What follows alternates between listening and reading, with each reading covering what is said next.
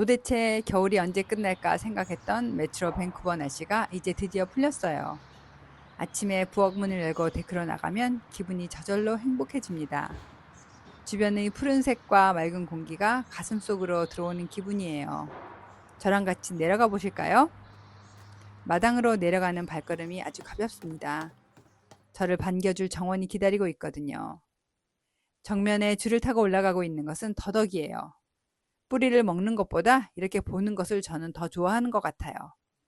고개를 오른쪽으로 돌리면 곤드레가 보이는데 조만간 잘라서 곤드레 나물밥을 한번 해 먹어야겠어요. 나리와 어스틸비가 색이 잘 어우러져 예쁘고요. 작약은 이제 끝물인데도 아주 탐스럽습니다. 아래쪽에 있는 분홍색 나리꽃은 3년 전에 옆집에서 준 건데 해가 갈수록 풍성해집니다. 옆으로 보이는 노란색 돌나물꽃과 보라색 캄파눌라의 색 조화도 예쁘죠? 그리고 오레가노가 있고요. 그 옆으로 임페이션스와 채송화가 있어요. 채송화는 제가 좋아하는 꽃인데 번식이 쉬워서 매년 꼭 하나씩 산답니다. 고개를 들어보면 정원의 벤치가 보이고요. 옆쪽으로 텃밭이 3개 나란히 있어요.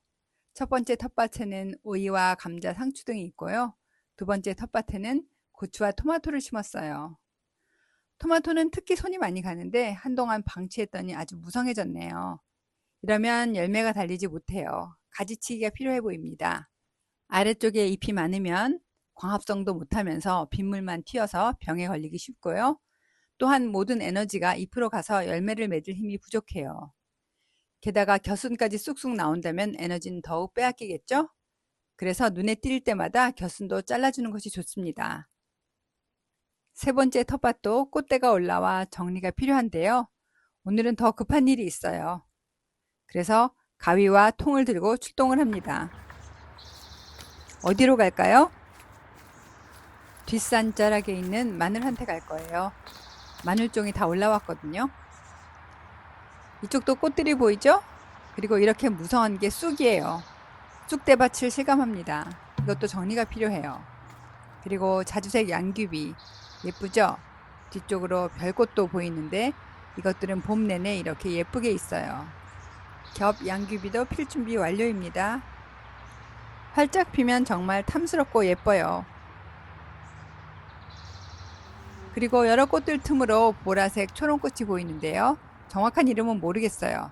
옆집에서 필요 없대서 작년에 뽑아다가 심었는데 올해 꽃이 잘 피었어요. 이거는 로즈 캠피언인데요. 한국어로는 우단동자라고 한대요. 흰색과 꽃분홍이 어우러져 넉넉히 피니 풍요로운 기분이 듭니다. 그 옆으로는 데이지가 비를 맞아 휘청휘청 서 있어요. 반듯하게 서 있지는 못하지만 그래도 흰색과 노란색이 어울린 데이지는 참 예쁩니다.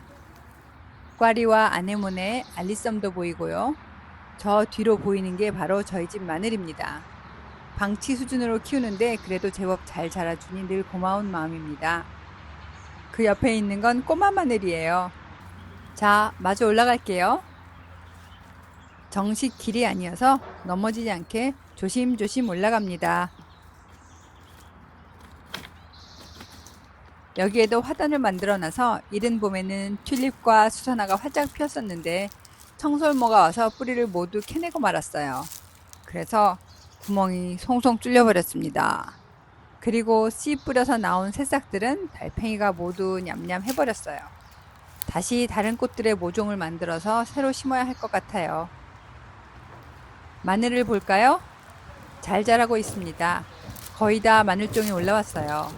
마늘종을 보니 이제 딱 뽑아야 하는 상황입니다. 쭉 올라와서 동그랗게 말리는데 한 바퀴 돌고 나면 아무래도 뻣뻣해져요. 그리고 더 중요한 사실은 이렇게 마늘종이 생기면 마늘은 씨앗을 만들기 위해서 모든 영양을 위쪽으로 올려버립니다. 그러면 뿌린 마늘은 실하게 크지 못해요. 여기 보이는 처참하게 무너진 꼬마 마늘은 씨앗에서 시작된 것들인데요. 봄이 와서 근처에서 놀더니 이렇게 되었네요. 그래도 와중에 마늘종이 올라온 것들도 있어요. 마늘은 원래 마늘 한쪽을 심어서 겨울을 나서 자라면 그게 쪽이 나서 마늘 한 통이 되거든요. 그런데 마늘종을 뽑지 않고 두면 끝에 씨가 맺힌답니다. 재작년에 마늘종이 달린 걸 못 보고 그냥 키운 마늘이 몇 개 있었는데요. 이렇게 씨가 달렸어요. 그 덕에 마늘은 자라지 못해서 이렇게 작은 마늘이 되었습니다. 오른쪽에 유난히 작은 마늘들 보이시죠? 씨앗부터 마늘을 키우면 어떻게 되냐고요? 물론 많은 씨앗을 심으면 많은 마늘이 생기겠죠. 하지만 마늘은 아주 천천히 크기 때문에 그 다음 해에 수확을 해도 제대로 된 마늘이 되지 못해요. 최소한 2년, 보통 3년은 키워야 제대로 마늘의 모양을 갖추게 됩니다. 따라서 땅이 많지 않으면 씨앗으로부터 키우는 것은 어려운 일입니다. 마늘 옆에 있는 이것은 땅두릅이에요. 작년에 여행 중에 가물었을 때 말라서 죽은 줄 알았는데 고맙게도 올해 살아났어요. 산 쪽에서 보이는 저희 집입니다. 온실과 작업 창고가 보이고 텃밭도 보이네요. 멀리서 보니 모든 곳이 작아 보입니다. 그리고 이건 제가 귀여워하는 두릅나무예요. 가시가 뾰족뾰족해서 남편은 가시나무라고도 부르기도 하는데요. 아래쪽에 심었던 것을 지난 겨울에 이 위로 옮겼어요. 뿌리가 잘려서 좀 걱정했는데 잘 자리 잡아서 봄에는 좀 따먹기도 했답니다. 남은 뿌리는 화분에도 심었고 다른 곳에서도 작게 잘 키우고 있어요. 두릅이 생명력이 상당히 강하더라고요. 이쪽에는 수국 꺾꽂이를 했는데 겨울을 잘 나고 잎이 올라왔어요. 보라색 아네모네 옆으로는 해당화 뿌리 옮겨 심은 것도 보입니다. 자, 그러면 구경은 이 정도로 하고 곰이 오기 전에 얼른 마늘종을 뽑을까요? 새벽에 일찍 뽑아야 되는데 어쩌다 보니 늦어졌어요. 아마 잘 뽑히지 않을 것 같아요. 그래서 그냥 가위로 자를 거예요. 곰 나오면 큰 소리를 내려고 가져온 경적은 한쪽에 내려놓고 마늘종을 뽑아 봅니다. 역시 잘 안 뽑히는군요. 그래서 가위로 대충 잘랐어요. 잎은 자르면 안 되는데 아차하면 같이 잘라내게 되네요. 1년에 한 번씩만 하니까 매번 이게 맞나? 새롭습니다. 뭐 어차피 내다 팔 것도 아니고 우리끼리 먹는 것이니 대충 자릅니다. 그래도 마음이 바쁘니 부지런히 잘라내고 있었는데 남편이 내다보네요. 이곳에 곰이 잘 나타나기 때문에 신경이 쓰일 거예요. 바로 며칠 전에도 곰이 제가 서 있는 바로 이 자리에 와서 한참 놀다 갔거든요. 곰 구경 하실래요? 이날은 집안에서 뭔가를 하고 있었는데 옆집에서 문자를 했어요. 곰 나왔으니 조심하라고요. 내다보니 맛없는 체리나무를 붙들고 체리를 따먹고 있다가 저희가 소리를 지르니 가더라고요. 곰도 웬만하면 사람들과는 어울리지 않으려고 하는 편이에요. 하지만 그래도 조심해야 돼요. 엄청나게 빠르고 담장이나 나무도 잘 타거든요. 곰이 지나간 저곳이 바로 제가 서 있는 마늘밭이에요.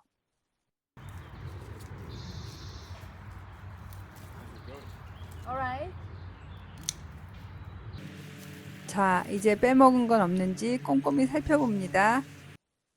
여기 이 작은 마늘은 씨앗에서부터 시작해서 2년째 키우고 있는 것이에요. 역시 작죠? 그래도 신통하게 마늘종이 생긴 것들도 있네요. 그래서 이것들도 같이 수확을 했습니다. 이렇게 비교해보니 작물의 크기가 확실히 차이나지요?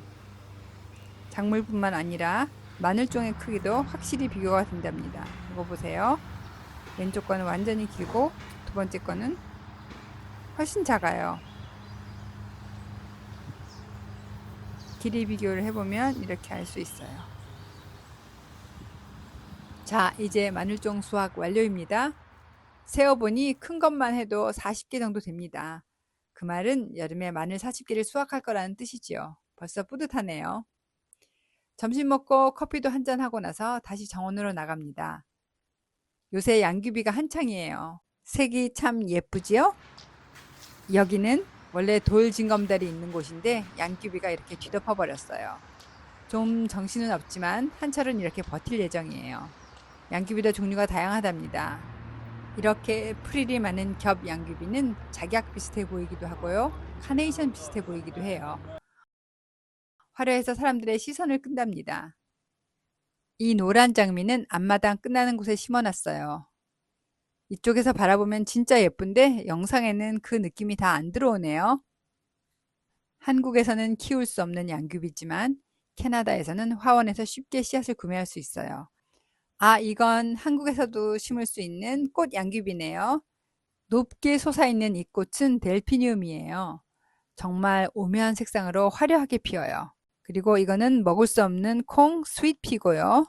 그리고 뒷마당에 이 빨간 양귀비는 남편이 좋아해서 특별히 따로 심었어요. 자, 이제 들어와서 저녁을 할까요? 갓 수확한 마늘종을 먹을 거예요. 정식으로 자란 마늘종과 씨앗에서 시작한 마늘종의 크기 차이가 엄청나죠? 길이뿐만 아니라 굵기도 완전히 달라요. 종종 썰어서 부침개를 만들 겁니다. 먼저 반죽을 만듭니다. 저희 남편은 밀가루를 못 먹기 때문에 부침가루 대신에 글루텐 프리 가루와 타피오카 가루를 반반씩 섞어서 반죽을 만듭니다. 이렇게 하면 바삭하고 맛있어요. 가루와 액체의 비율은 1대1로 하는데 액체는 그냥 물만 넣는 것이 아니라 달걀 흰자를 사용합니다. 계량할 때 달걀 흰자를 먼저 컵에 담고 모자라는 분량만큼 물을 채워요. 노른자는 나중에 따로 사용할 거예요. 3분의 1컵짜리 계량컵으로 가루를 2번 넣었으니 액체도 그만큼 들어갑니다. 한 번, 2번.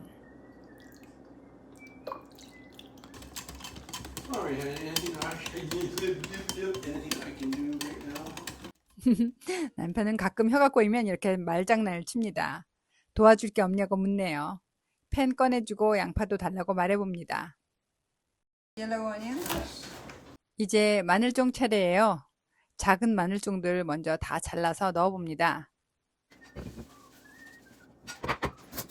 어림도 없네요.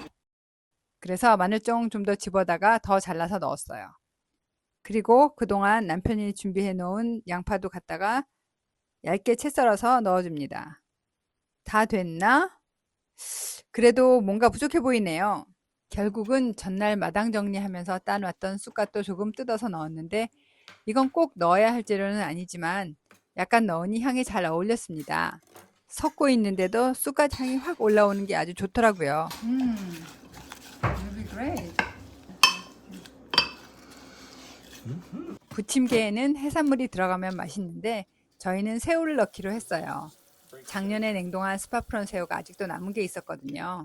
스파프런 먹는 법과 보관에 대해서는 지난번에 자세히 올렸으니까 안 보신 분들은 그거 보고 오세요. 링크 올려드립니다. 해동은 천천히 냉장실에서 하면 좋지만 보통은 급하게 꺼내게 되기 때문에 그럴 때에는 이렇게 찬물을 뿌려서 빠르게 녹입니다. 그렇게 오랫동안 물을 틀어놓을 필요는 없어요. 일단 녹기 시작하면 금방 분리되거든요. 보통은 그냥 데쳐서 먹지만 오늘은 살만 쓰기 위해서 미리 껍데기를 벗깁니다. 이 가위는 그럴 때 정말 편리해요. 이제 팬을 달구고 기름을 둘러줍니다. 이 기름은 거위고기 구워 먹을 때 나온 기름을 모아서 걸러둔 거예요. 식물성 식용유보다 이런 포화지방이 더 몸에 좋다고 합니다. 맛은 말할 것도 없어요. 최고급 조리기름입니다. 팬에서 기름이 충분히 뜨거워져서 기름결이 생기면 반죽을 넣습니다. 저는 보통 손으로 반죽을 더는데 그렇게 하면 반죽보다 건더기가 많이 들어가서 좋아요. 반죽은 재료를 붙게 하는 용도로만 사용하거든요. 왼손은 젖은 손으로 사용하고 오른손은 마른 손으로 사용하면 편리합니다. 새우도 위에 얹기 전에 반죽을 앞뒤로 살짝 묻혀줍니다. 그래야 부침개 위에 잘 붙겠죠? 이렇게 통으로도 올려보고 또 성큼성큼 잘라서 반죽이랑 섞은 다음에 한꺼번에 넣어보기도 했는데요. 맛은 비슷하지만 남편은 통으로 얹은 게 더 예뻐서 좋다네요. 그리고 이건 제가 나름 개발한 팁인데요. 바삭하라고 달걀 흰자만 반죽에 넣었잖아요. 그 남은 노른자를 부침개 위에 뿌려주면 부침개가 아주 예뻐집니다. 그냥 섞어버리면 전혀 못 느끼지만 이렇게 하면 장식 효과도 아주 좋고 맛도 고소합니다. 2장을 부칠 거니까 반만 넣었어요. 두 번째 부침개는 새우 잘라 넣어서 후다닥 부치려고 준비했습니다. 자, 이제 뒤집어 볼까요? 바삭하게 부치려면 몇 번 뒤집어 가면서 수분을 날려주는 게 관건이에요. 2번을 뒤집었더니 이제 색이 딱 좋게 나왔습니다. 냉동고에 있던 순대도 쪘어요. 준비되었는지 볼까요? 오, 맛있겠네요. 순대에는 떡볶이가 있어야겠지만 그건 생략하고 부침개로 갑니다. 그리고 조금 남은 새우는 마늘종을 좀 더 썰어서 같이 휘리릭 볶아줬어요. 저는 마늘종을 너무 익히는 것보다 이렇게 소금만 두르고 살짝 익히는 게 더 좋더라고요. 바로 새우를 넣으려고 보니까 약간 수분이 있어서 얼른 키친타올로 닦았어요. 그냥 던져 넣었다가는 완전히 화산 폭발 부럽지 않게 튀지 않았을까 싶네요. 소금 좀 뿌려주고 새우가 익을 때까지 볶아줍니다. 익히는 데에는 시간이 그리 오래 걸리지 않아요. 다 되면 접시에 옮겨줍니다. 이때 손바닥을 위로 해서 팬을 들어 올리면 손목이 아프지 않게 무거운 캐스트 아이언 팬에서 음식을 덜어낼 수 있어요. 자, 쉽고 간단하게 마늘종 새우 볶음이 완성됐습니다. 상을 차려볼까요? 새우 마늘종 부침개는 바삭 고소하면서 마늘향이 부드럽게 퍼졌고요. 마늘종 볶음은 아삭함이 살아있어서 좋았습니다. 뜬금없는 순대도 쫀득하고 맛있었어요. 요새 보니까 마늘종으로 페스토도 만들고 잼도 만들고 장아찌도 만들고 뭔가 저장식품을 많이 만드는데요. 저희는 양도 얼마 안 되니 신선할 때 살짝만 익혀서 먹는 사치를 누렸습니다. 요즘 한국도 마늘종 한참 나오지 않나요? 부침개 꼭 해보세요. 심지어 달게 느껴진답니다. 이건 새우를 썰어서 넣고 만든 두 번째 부침개입니다. 오븐에 넣어두었다가 꺼냈더니 따끈하게 먹을 수 있었어요. Supposed to do two at once, right? Okay, good luck. 맛있게 먹어서 이틀 후에 남은 마늘종으로 같은 식사를 한 번 더 했습니다.